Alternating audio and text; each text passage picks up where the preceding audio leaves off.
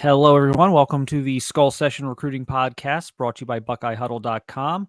I'm Marc Givler. Got Kevin Noon with me today. A lot of action on the recruiting trail, and we've been talking about this the last few weeks to expect things to really start to take off. That is happening in a big way right now. It's Saturday after the spring game. The Buckeyes have landed a pair of commitments on Saturday coming out of the spring game.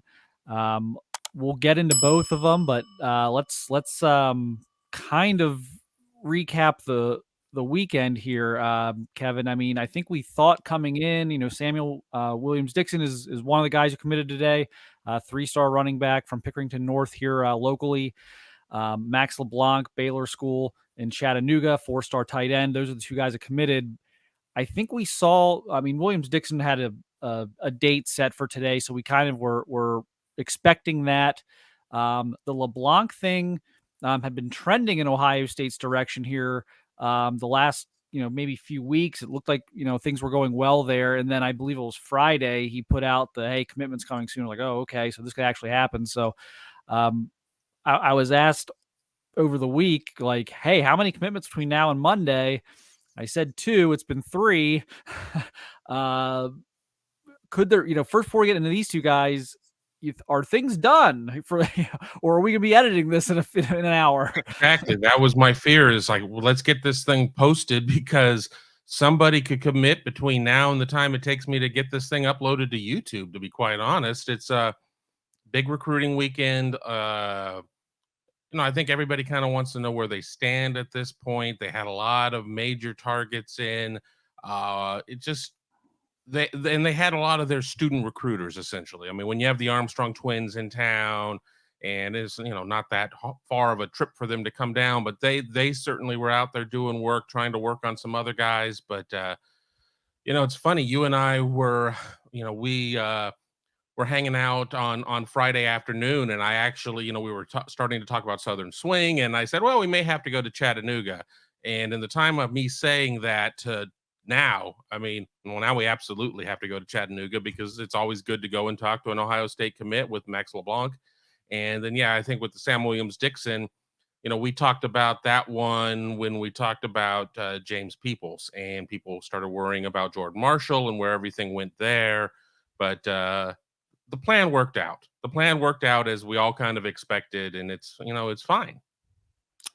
Yeah, so we'll see. They had a lot of good underclassmen too. That'll probably be a different podcast episode on campus, but I think they're off to a good start in 25, just with grabbing the attention of some of these guys that they've been able to get on campus the last few weeks. But again, huge couple weeks on the recruiting trail. 2 more here on Saturday. LeBlanc was the first one to go right around kickoff. I'm sure that was intentionally planned. Right as spring game was kicking off, LeBlanc tweeted out his commitment to Ohio State. It's happening, isn't it? Dot GIF. The 2 tight end class. It's going to happen. We've been rumoring it for 4 or 5 years. It never seems to happen. It starts off and I think we're going to get there this year. But LeBlanc 6'5", 225. Again, the Baylor School, a very prestigious academic school there in Chattanooga. Max is from Canada. He's actually from the Montreal area, I believe. So he's a Canadian import. I think he fits a lot of kind of maybe what people are used to seeing Ohio State take at the tight end position. As far as he's a bigger bodied, he's 6'5", he's 225. Here he is running in the slot. He can run well. I'm not trying to say he doesn't run well or that he doesn't have receiver skills. He obviously does, but he's a bigger bodied guy. I guess maybe more so in the Jeremy Ruckert or even a Cade Stover type of build. The Ruckert we eventually saw at Ohio State, maybe not the high school one, but this is again your historical inline. I think tight end. I think he will grow into that role, but you'd love to see the receiver skills. He can really actually. I'm almost surprised. Was watching his film the other day at how well he can kind of stretch things vertically. Great pair of hands. Just a guy who knows how to play the position, find that kind of soft spot in the middle of the field. as with a lot of these high school, tight end prospects, there's going to be that, okay, he's got to learn how to block and how to kind of play in line every down, and maybe not, be playing out on the edge at all, or very little. But you have to like this pickup as far as a scheme fit. There he is, playing a little bit of kind of an H back there. He's a very willing blocker. So I don't think there's going to be any issues there. But again, this is kind of the 6'5", 225, 230-pound body that we know and kind of are accustomed to at Ohio State, that ultimately grows into the 6'5", 255-pound, 260-pound inline tight end. So this is not really a guy who I think is going to play a ton of flex for them, especially if what we think is going to happen with Damarian Witten of Glenville ultimately happens. And so I think that's kind of the next kind of place to go here, Kevin, is obviously Damarian Witten now becomes the focal point for tight end recruiting. But I mean, these two seem to fit very well together if Ohio State wants to kind of get back to more 12 personnel. Yeah, absolutely. As the video ends right there, I was looking at one database that still had him listed at 6'3", so I think he probably played his junior season at 6'3" and has kind of grown a little bit more. So he has the receiver skills of a 6'3" tight end, starting to build that body though at 6'5". But you talk about Damarian Witten, kind of the jumbo athlete. I mean, certainly not Darnell Washington for Georgia, who Ohio State faced in the Peach Bowl, at least for a little bit before he left the game with an injury. But it does create that elusive two tight end class. I challenge everybody who's watching, what was the last almost two tight end class? You have to go back to the Bennett Christian class when they also got Benji Gosnell out of Pilot Mountain area in North Carolina, and then Benji Gosnell backed off of that. So they only ended up with one tight end there. But, the thing is, too, is that a lot of people, when they look at Damarian Witten, are like, well, what exactly is he? Well, he's that jumbo athlete, and he's going to be somebody who you could flex and you can do some things there. I mean, they're going to have a lot of creativity, and it'll be interesting to see how this room looks after this year, because Cade Stover is going to be gone. I mean, what is going to be kind of the fallout in terms of how will the tight ends look? Because Ryan Day earlier last week was talking about even running some 13 personnel, the one back, three tights, in the gold zone. I mean, as some places call it, which is inside the 10. Is it going to be Bennett Christian? We already know that Jelani Thurman is coming on in a hurry as a true freshman, but and then you have Sam Hart, you have some of these other guys. I mean, what is that room going to look like when Cade Stover is gone? I mean, is Joe Royer, just because of seniority, going to ascend to that spot? You just don't know. So it was very important to go out and get the two tight ends, I think, in this class, and nobody signed. We understand that. We have to get to December before, pen meets paper and we start making fax machine jokes and everything else. But this would be a tremendous 1-2 punch, and would really give Ohio State a lot of diversity at the position. Yeah, I think this is the perfect guy to get as you continue to pursue Witten, and again, all indications that Ohio State is a huge favorite there. They're recruiting right now. I mean, there's some really good tight ends in 25 in Ohio, and there's some guys nationally, and you've got Landon Pace. They are recruiting right now like the 12 personnel is going to be coming back, and they kind of got away from it last year. I think that probably had more to do with the lack of experienced tight end bodies. I think you had Stover, who was really only playing tight end for a year and a half at that point. Yeah. Maybe. He's kind of bounced all over the place. And you had a bunch of guys who were kind of younger in their development, guys like Joe Royer, who are maybe kind of more flex bodies. So I just don't know that they really had the right mix and match of guys to run a lot of 12. It looks like they want to get back to that, the way they're recruiting, because again, it looks like they're almost certainly going to take two here, and it looks like they're they're in line to probably have to take 2 in 25. I mean, you're not gonna tell Luka Gilbert no, who's in state, who's gonna be a Right. star. Luka was And at the then spring game today too. I had a chance to take a picture of him, and yeah, I'm and then impressed. what, you're gonna tell Landon Pace no? And Landon's kind of, I think, exactly what they would like. I mean, we talk about who's gonna play like that Mitch Rossi role. I think Landon Pace would be an ideal candidate for that because he's not a 6'6" like skyscraper. He's 6'2" and a half, 6'3". He can kind of play that H-back type of role. So it looks like, as you put it, kind of a diverse skill set there in the room. I think they're working toward getting back to that, and it's going to be interesting to see how this plays out here the next like 12 to 18 months with the recruiting.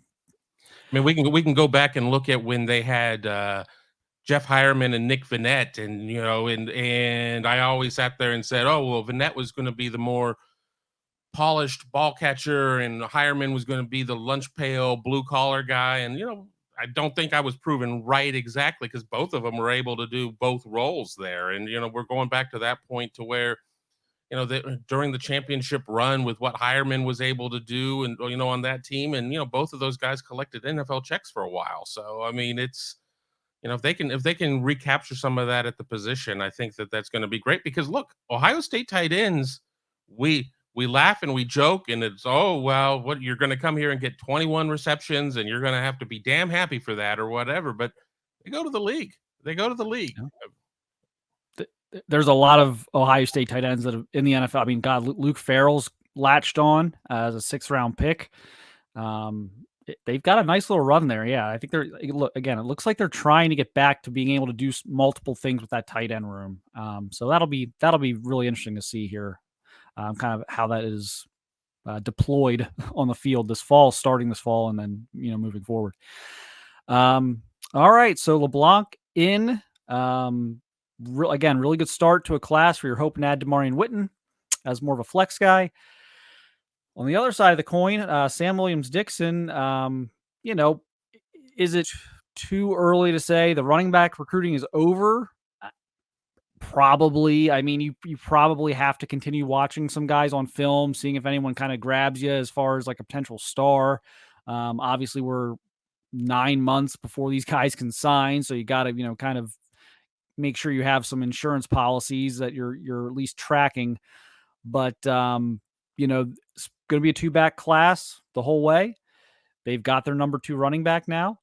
What do you think of this pickup, Kevin? And it's almost a shame because I think everyone's just been waiting for this to happen. But people should still, I guess, be excited with it, even though you're expecting it. It's an Ohio kid, but it's nice to have him in the fold now. Yeah, I'm going to be really interested to see what he looks like as he steps up in his level of competition. I mean, he's been up there in Holmes County, just like video game numbers. I mean, he now will be in Pickerington. What is that? What is that going to look like? Because you're going into one of the best conferences in the state, and will he be able to continue some of those things? I mean, he's listed as an athlete in some databases. I mean, he's certainly running back, but I go back to the old joke of when you're trying to recruit Ezekiel Elliott and Dontre Wilson, and you're convincing one that the other is not a running back, and you're trying to convince the other one, no, we are bringing you as a running back, but you two can't talk to each other. We don't want the stories to get mixed. I mean, I know both of these guys know they're going to be part of a 2-back class. James Peoples, after he committed, said they've been very clear to me that they're going to bring in a second back, and it always kind of seemed like a foregone conclusion that Williams-Dixon was going to be part of the class. And the funny thing is of how things change. If you rewind things 365 days, I thought Stacey Gage was going to be the guy in the class. I mean, so it's just how.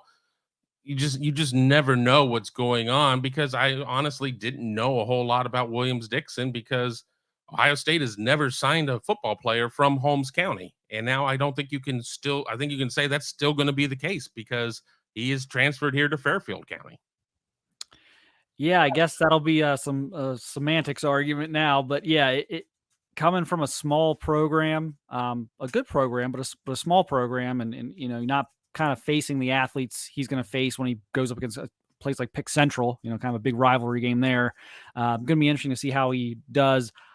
he's a powerfully built kid. I've seen him obviously at camps, and there he is just running through tackles. He gets those pads down. Wearing that 24, I'm going to date myself maybe a little bit here, but the way he kind of runs, and I've seen him like no gloves, and then he gets those pads. He kind of runs high, but then he gets the pads down. Reminds me of Cadillac Williams a little bit from Auburn way back in the day. Kind of how they run. They both wore 24, so it's kind of funny there. But I'm just kind of watching him run. But really good out of the backfield. Good pass catcher.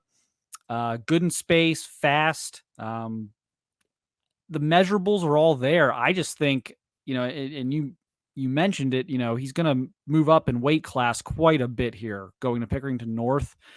I view that, you can look at that in two ways. I view this as quite an opportunity for him. He's obviously going to be, at this point, one of the lower rated guys in Ohio State's class. If he goes to Pickerington North and has a great season in that league, that ranking is going to go up because he does have 4-star type measurables. So I think a lot of people want to see how he does against that competition. So I think it's a really good opportunity for him, where if he stays where he was at, I don't know that. I don't know. I don't know what he would have to do there. He'd almost have to put up video game, type numbers, I think, to get the benefit of the doubt on some of these things. So I think it's a great opportunity for him. I think obviously having him even closer to Columbus isn't going to hurt. And again, I think he complements Peoples well. I think Peoples is kind of your feature back. I think Williams-Dixon, not to say he runs with great power, as I mentioned before, but he's more of a versatile guy. I mean, I don't know that he's really that similar to Evan Pryor, but they have some similarities in that they both catch the ball very well in the backfield. So he brings a little bit of a different skill set to the table than Peoples, and it's a good compliment. And I think, now the question is, okay, do you sneak a third running back in? So you've got Mayan Williams out of eligibility. You've got Chip Trainum out of eligibility. You've got Trevian Henderson, NFL draft eligible. He's hoping to have a big year. So you've really you didn't take a scholarship back in 23. Didn't take one in 23, and I'm not putting anyone in the portal, but you're losing probably 3 backs, right? I mean, I don't think Trevian Henderson's going to come back. You have Dallin Hayden, you have Evan Pryor, yep, and then you have a couple preferred walk-ons with TC Caffey and with Wiltrell Hartson, and that's where you live at that point. You've got 2 scholarship backs and 2 preferred walk-ons that probably could play at a lot of lower schools for sure on full scholarship, and probably even on some of the lower Power 5, if we're being completely honest. And we'll sit there and see that as the year goes on.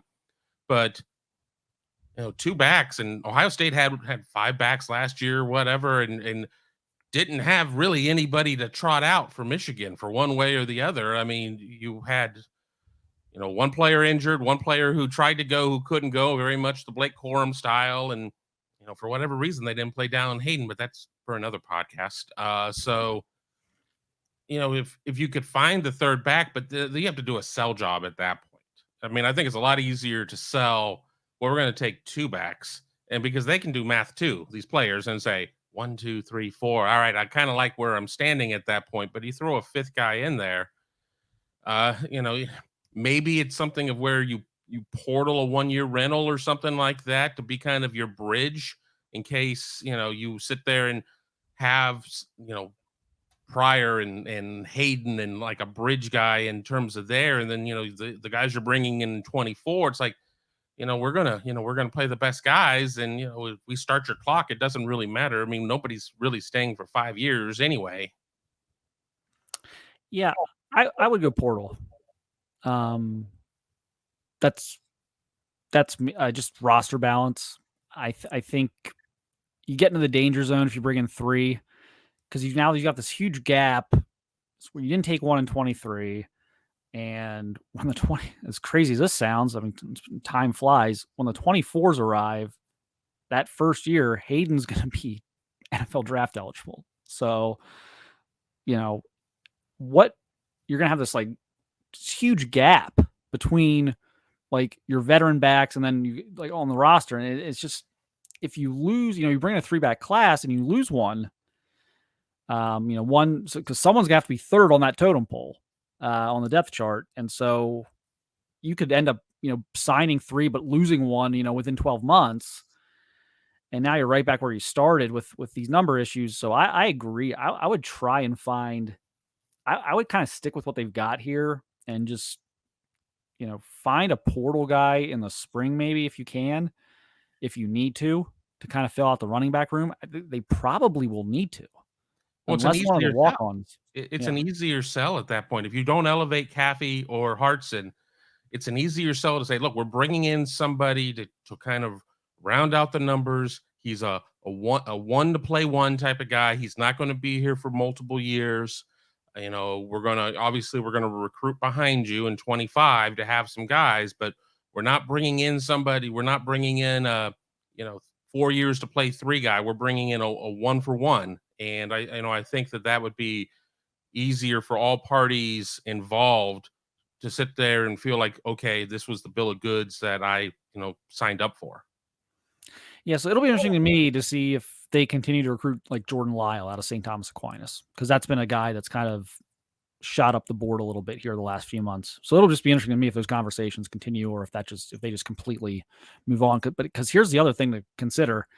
You got a couple of backs in Ohio in 25, Marquise Davis, Bo Jackson, who are really good. They've offered both of them. And, hey, not trying to jinx it, but they are in a solid spot right now. It's super early. We've been down this road before at this program. Jordan Davison out of Mater Dei in California. Ohio State is right there for that kid. They are right at the very, very top of the list of contenders. They are right up there. And he may be the best running back in the country in 25. So I wouldn't be clogging up the pipeline too much with 2024s, knowing what you have available to you in 2025, knowing that you're going to have to take multiple backs in 2025, probably get this numbers thing back on track. So yeah, I think that makes it an even easier decision, but we'll see what they do.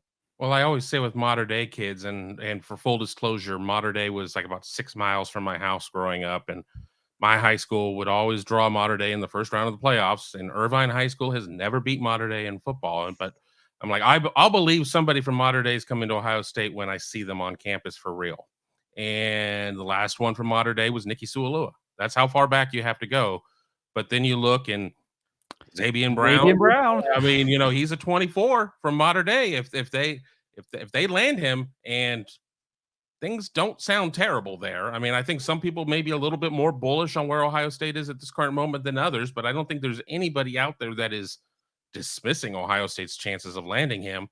But if you do that, you never know at that point, because it's a lot. I mean, it's a long ways away. I can assure you that part of Southern California is a long ways away from Columbus, Ohio. And if you have somebody there that you're tight with, and I don't know how tight these two guys are, but they're teammates, so something to keep an eye on.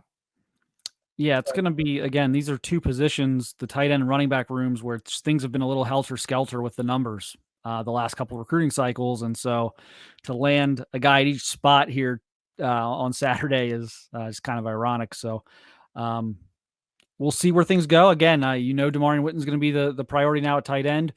We believe they're probably finished with running back recruiting, but we'll see where this goes. The one thing, and sometimes it's out of Tony Alford's hands, but it always feels like running back recruiting is interesting. It's Tony Alford lives an interesting life. It's never just a straight kind of even keel. Every cycle seems to be just total chaos, and then at the end of it, you're either really happy or you're not happy, with what they got. And I think they'll be happy here with this class. I think this will be a good one. But it's not just a Mark Givler situation here. We're having to deal with South Florida. I mean, Sam Williams-Dixon is just east of Columbus and Pickerington right now, and James Peoples, even for being in Texas, is in San Antonio, and it's not like there. I mean, he's a military kid, and it's not like he has like these deep ties to No, family in technology. Cleveland. Yeah, Parents are from Cleveland, so this feels stable, but again, we've seen some crazy stuff the last few years. So we'll always leave that little caveat that there are 9 months, but everything feels really solid right now. Really throughout the class, there's not a lot of guys right now where I'm looking and I'm like, okay, like yeah, that's going to be a struggle. I think what they've got right now is very solid. It's obviously, you've got a lot of Ohio guys, you got a couple Midwest guys with the Indiana kids, so I think that's part of it. But I don't know, just a bit of a different feel. Even like Air Nolan, like that doesn't feel sketchy to me at all. Like has a good friend up here, Jelani Thurman. It's a good situation for him. He's now been up twice. He came back for the spring game. Jeremiah Smith was here for the spring game. Unfortunately, Yeah. I hope everybody from the greater Fort Lauderdale area is okay. I mean, they took quite the hit with the rainstorm, so everybody's kind of been on extended, let's just get the hell out of Dodge type of situation. But Jeremiah Smith looked like he was having a blast. He and Nolan spent a lot of time together during the pregame festivities as they were talking to David Sanders and starting to just work on guys. Yeah, it feels like they've done this the right way, or the way you'd want to do it. Because sometimes you want to do it this way, but you just can't, because kids make decisions that they make. But it feels like they've got the commitments from the more stable recruiting situations, and the guys who maybe you would be nervous about committing today or holding them for 10, 11 months, those guys are still out there, which is a great way to have it, versus the opposite of the guy, of having like 12 commits and like you're worried about 6 of them while you're also trying to fill out the class. Like I feel like this is piecing it together the right way. You would much rather have Mylan Graham's commitment today than JoJo Trader's commitment today and not have Mylan Graham. Like you can always get Trader in December. You can fight that battle in December, but I think they've got the right guys committed now that's going to allow them to have the kind of the stress-free stuff down the stretch where they can kind of, zero in on those couple of national 5-star kids and not have to look over their shoulder like, oh, but if we do that, are we going to lose 3 other kids in the process and throw everything into chaos? So I think this has been pieced together well so far. Yeah, it's a lot easier to play defense for guys that are in your backyard or within your footprint and go out and play offense on these guys that are in highly contested areas, or an area that's just kind of known for, well, now we know who leads. I mean, so I'd much rather, if I'm an Ohio State coach, be able to play offense on a JoJo Trader kind of up until the end, and not, and rather than the other way around. I mean, and having to put all of my energy in there and have, every program in the world going against you at that point. Because the thing is when you commit somewhere and then you decommit, you rarely come home. And I know we've seen it a little bit more these days in the last cycle or two, but it's still very rare. So I think Ohio State has done things the right way. There's certainly been a lot of people out there nationally, non-Ohio State types, who I think prior to this week were like, I mean, Ohio State's it's got a highly rated class, but that's all on the back of Jeremiah Smith. But now we're seeing the class starting to fill out, and it's filling out the right way. I think what everybody is going to say though is, all right, show me the defense. And that's what it's going to come down to when the defensive kids start to pop. And that obviously started with Peyton Pierce. As I said, kind of on our last episode, or maybe it was with Tom even, it's coming. It's coming on defense. It's going to be a little slower, but I do think we're going to see some movement on defense here in the next 6 weeks. And then, some of these 5-star corners and defensive linemen, those generally go, into the fall anyway. The distance, yeah. A lot of those kids do, but they're in. I see it at receiver right now. I'm seeing it in starting to see it in the secondary, especially if they can lock in those 2 Ohio kids at corner. I'm starting to see a scenario where they can kind of hit their minimum number by the end of June, and you got those last 6 months to chase JoJo Trader, Charles Lester, Edric Houston out of Buford, 5-star defensive lineman. So they are positioning themselves, I think, much better than they were last year. Even though the ranking was very good last year, you had some drama. You also had some issues of, okay, like, we're not just chasing Damon Wilson. We actually need him or we're going to miss our number. So I don't think they're going to be in those desperate type situations down the stretch next year where it's like, not only do we want this guy, but we actually, like, we're going to be quite a bit shorter on our number if we don't land him. And it's never a spot you want to be in when you're chasing like a 5-star kid from Georgia or Texas or Florida. So I think they are doing this. I think this is coming together the way they would have hoped, as far as the timelines for everybody. And they're still in on a lot of these big fish, but they don't have to worry about keeping them for 8 months. They can just continue to play the game and stay in there. Yeah, but we'll get to a point where Nick Saban will make sure that everybody's been offered from Ohio State's class, just to squeeze Ryan Day's head a little bit and force Ohio State to burn some energy on keeping kids or whatever, just to try and keep Ohio State out of Nick's playground. But that's what makes this fun, and that's why people tune into the Skull Session Recruiting Podcast to keep track of all this stuff. Yeah, and this might be another episode as well. As I'm going to try and get Alex here. He's been obviously, unfortunately, lost his father last week, so we're going to try and get Alex on here in the next few days and kind of do maybe a broader recap of what's going on right now in recruiting. But to your point on that, Ohio State gave the SC a little taste of their own medicine on that here this past week, getting 5-star safety Peyton Woodyard on campus. So that's another guy that, as I mentioned, if you can get a couple of DBs in there and not be desperate for a DB, but can still go out and, hey, Peyton, Georgia's taking a lot of safeties. We don't have a lot of safeties. How does that look? And just kind of slam that home for 6 months. I mean, that's a great position to be in if you're Ohio State. So that, and I want to throw one other name out. It's not a prep kid anymore, but learned today that Bear Alexander, a name that Ohio State recruiting fans should love. He's entering the portal from Georgia. I mean, Ohio State went after Tank Booker. I mean, obviously he had in-state ties with playing at Winton Woods. Ultimately picked Arkansas. Would love to see that type of situation if they could get him in there and have him at that one and kind of put McDonald under his wing and do a little training there. But yeah, now we're really dovetailing off into more of a we need to probably brand a portal show too, just because it's such a huge part of the whole game.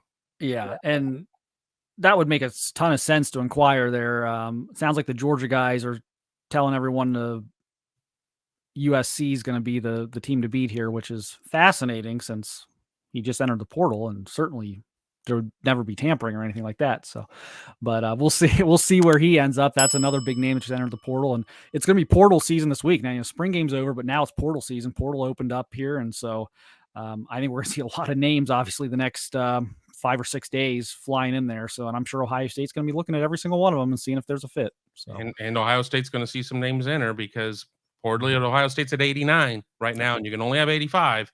Yep. And they got to get this rectified before all the summer enrollees get there. So, whether it's keep it locked in. Yes, I was going to say whether it's high school recruiting or transfer portal recruiting, we will have a lot of updates, a lot to talk about here in the next couple of weeks on BuckeyeHuddle.com. So check us out over on the website if you're not already, and appreciate everyone for watching and listening, and we'll catch you next time.